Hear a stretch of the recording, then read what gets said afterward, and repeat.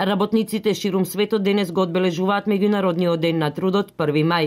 Овој ден се одбележува во знак на почит кон жртвите на штрајкот одржан од 1 до 4 мај 1886 година во Чикаго. На овој штрајк, организиран со цел воведување на 8-часовен работен ден, беше употребена сила од страна на полицијата, при што имало и жртви. Подоцна организаторите на штрајкот биле изведени на суд, при што 4 од нив били и погубени. Во знак на почит кон жртвите од штрајкот во Чикаго на својот конгрес во 1889 година, Втората интернационала донесе декларација со која се повикуваат работниците од целиот свет на демонстрации на 1 мај со цел подобрување на својата положба.